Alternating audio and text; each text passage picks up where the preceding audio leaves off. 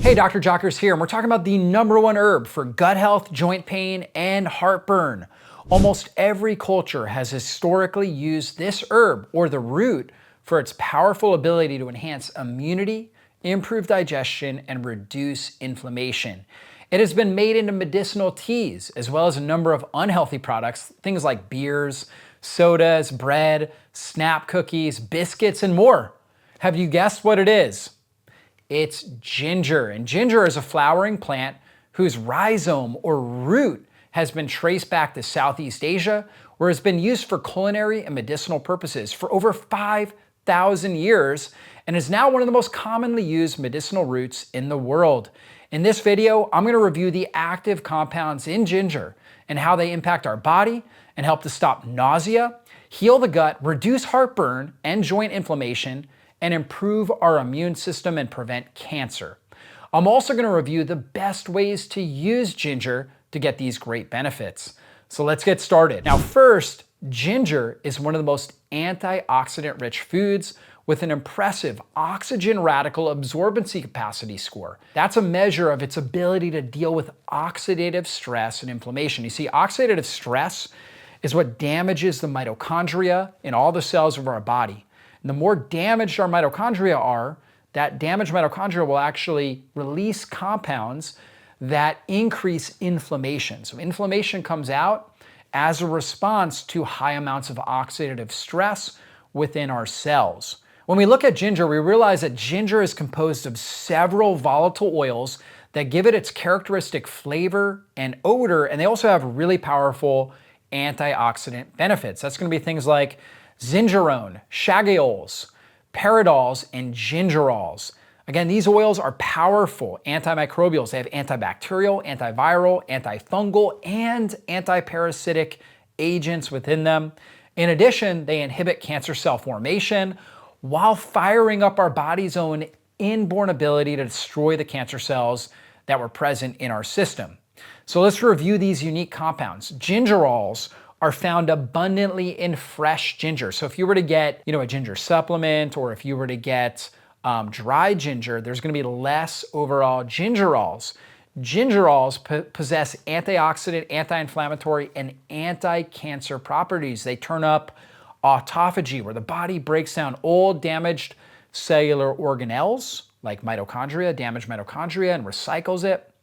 They also turn up apoptosis. That's programmed cell death. So when cells have become so damaged that they can't be metabolized and recycled, we need to kill them off. These are typically what we call zombie cells. Zombie cells have lost their normal function, and they're actually really problematic for our body because they will actually release chemicals, inflammatory agents, inflammatory metabolites that poison all the cells around them. The way we get rid of these is through programmed cell death, something called apoptosis. Most zombie cells have lost their normal apoptotic switch, and they don't die. They stay alive forever. But guess what? Ginger has compounds that will actually turn up apoptosis and get rid of these zombie cells, and overall protect our genetics, protect our genome from damage. So another compound is shagiols, and they're the major phenols. They're the phenolic compounds in dry ginger. They have antioxidant, anti-inflammatory, and anti-cancer effects. They inhibit cell invasion and stop cancer cell proliferation. So when cells start to become damaged, they start to literally spew their contents and invade into other cells. And this is kind of how a tumor forms. And so those shagiols help prevent against that. There's another compound called a peridol. This has antioxidant, antimicrobial, and anti-cancer properties.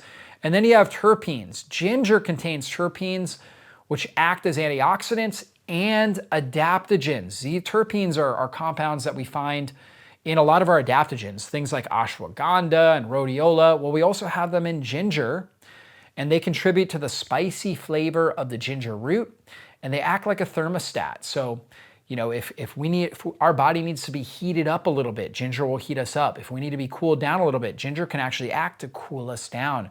It's an adaptogen. It helps us adapt to stress in our environment. Ginger has also been classically used to improve digestion. In fact, 9 different compounds within ginger have been found to stimulate serotonin receptors in the gut. By stimulating those serotonin receptors, it reduces gut-related inflammation and enhances nutrient absorption. Ginger is classified in kind of herbal medicine as a carminative. That means it's very effective at reducing intestinal gas and soothing the intestinal tract while also improving gut motility. That means you get less gas, less cramping, and better overall bowel movements. Now, ginger is also quite famous for its ability to reduce nausea, and this includes fever-related nausea, motion sickness, and morning sickness that is commonly seen during pregnancy. And that's really important to note that ginger is actually very safe to use during pregnancy, unlike many other medicinal herbs. There's a lot of herbs, things like milk thistle. That is a great herb, but I don't recommend it during pregnancy. It can impact the developing child, right? But ginger is perfectly safe to take while you're pregnant. Now, ginger is also great at improving liver function and bile production. That means you detox and excrete waste more effectively when you use ginger. You see, bile is needed to break down fats. It's produced in your liver and it's stored in your gallbladder. So even if you don't have a gallbladder, you need good bile flow. It's produced in the liver. You can't live without a liver. So even if you've had your gallbladder taken out, you still have a liver that's producing bile all the time. And that bile is needed to break down fats and absorb key fat-soluble nutrients, things like vitamin A, vitamin D, vitamin E, and vitamin K. One of the reasons why ginger is so good for your digestive system is that it stimulates the vagus nerve and it activates parasympathetic function. Parasympathetic function means we're in a state of healing, relaxation, and digestion. Right? It's the opposite of the sympathetic nervous system, which is associated with fight or flight. Most people are in sympathetic dominance, so they're constantly in this state of fight or flight. We want to activate the parasympathetic nervous system so we can relax, heal, and digest our food. That's what ginger does. In fact, just taking a little bit of ginger root will activate your vagus nerve and your parasympathetic nervous system and turn on digestive juice production. That means it activates the production of stomach acid, bile, and pancreatic enzymes to help the body metabolize food and absorb the nutrients more effectively. So if you're dealing with digestive challenges, I highly encourage you to try out ginger in your diet and health routine. You can use ginger tea on a daily basis. It's a great way to begin. A lot of people enjoy kind of a warm ginger tea first thing in the morning or with meals or even at night before you go to bed. We also have a fantastic de-inflaming ginger ale recipe that I'll share at the end of this video. Now, we've got to talk about heartburn. You see, heartburn is probably one of the most important things we can use ginger to help reduce. There's millions of people around the world that are struggling with heartburn, and ginger is the most effective natural treatment for this condition. This is because heartburn is related to low stomach acid production. I know that seems weird because you feel like you've got stomach acid. You do have stomach acid actually jumping into your esophagus. So you think you have too much acid, but most cases of heartburn are actually too little stomach acid. You see, stomach acid is critical for disinfecting the food that's coming into your stomach and metabolizing protein and absorbing key minerals. And it also activates bile release from the liver and the gallbladder. One of the most common root causes for reflux and heartburn is H. pylori overgrowth in the stomach. Now, I've done previous videos on H. pylori, but it's important to know this bacteria releases toxins that shut down stomach acid production. So when you don't produce enough stomach acid, the food will literally sit in your stomach, it will rot and produce gas, and that gas will push open the esophageal sphincter and allow stomach acid and food to actually jump up into the esophagus, which will burn the esophagus, will trigger heartburn, the sensation of heartburn, and it will damage the esophagus. This is how heartburn is created. And if you were to just take a proton pump inhibitor or some sort of acid blocker, you're not actually getting to the root cause, and you're actually blocking your ability to digest protein effectively, to digest and absorb key minerals like magnesium, calcium, and zinc, as well as iron. And you're also creating an environment that's ripe for the overgrowth of H. pylori, parasites, and other unwanted pathogenic bacteria in our system. So really important that we're doing things to stimulate parasympathetic tone, vagal tone, vagus, the tone of our vagus nerve, so we can produce enough stomach acid, enough bile, and enough pancreatic enzymes to digest food effectively. And the compounds in ginger, especially something called 6-gingerol, have been shown to be highly effective against H. pylori, and reducing H. pylori levels helps improve our stomach acid levels. Now, ginger also provides pain relief, and it's an important part of a natural pain relief program. You see, people with chronic pain have elevated inflammation, and there's a key critical transcription factor called NF-κB, or nuclear factor kappa beta, which I've done other videos on, and I call the inflammation trigger. When it's activated, it amplifies the inflammation process. In particular, elevated NF-κB is associated with chronic pain conditions like rheumatoid arthritis, osteoarthritis, migraines, and other inflammatory pain-related conditions. Studies have shown that ginger extract, due to the gingerols and the shagiols, can suppress NF-κB activation and reduce inflammation in rheumatoid arthritis models. Other studies have shown ginger can help reduce pain and stiffness associated with degenerative osteoarthritis. Some of those studies have found that it was comparable to naproxen, a common pain reliever, a common opioid-based pain reliever. So it can be as good as opioids. It's also been shown to be as good as ibuprofen for menstrual cramps and headaches. So all these commonly prescribed medications or over-the-counter things like ibuprofen, tons of side effects. Ibuprofen, we know, actually can cause stomach ulcers. It can cause all kinds of unwanted side effects, cause leaky gut syndrome. The opioids can cause addiction. Ginger can work just as good and without the side effects. So ginger also protects the mitochondria. There's a compound called 6-gingerol that's been shown to significantly inhibit the production of a highly reactive nitrogen molecule called peroxynitrate. This peroxynitrate is highly reactive, and it's one of the most devastating free radicals that our cells produce in our bodies. And it's really key for good cellular health that we keep peroxynitrate under control, because peroxynitrate destroys mitochondrial function when it isn't kept in check. So again, ginger helps to protect the body's stores of glutathione, and it helps reduce peroxynitrate. Glutathione is called the super antioxidant and free radical destroyers. Due to its effect on glutathione and peroxynitrate, ginger has been shown to protect the brain and the nervous system, which are the most mitochondrial dense areas, from degenerative stress. So it helps protect against dementia, Alzheimer's, and all forms of neurodegeneration. Ginger is also great for improving energy levels. Ginger not only boosts your mitochondria, but it's also very high in potassium, which aids in electrical energy production and detoxification. It also helps assimilate calcium and reduces inflammation in the bone tissue, aiding in the development of strong bones, nails, and teeth. So what are some functional uses for ginger? Well, personally, ginger is something I recommend for a majority of my clients to use on a regular basis.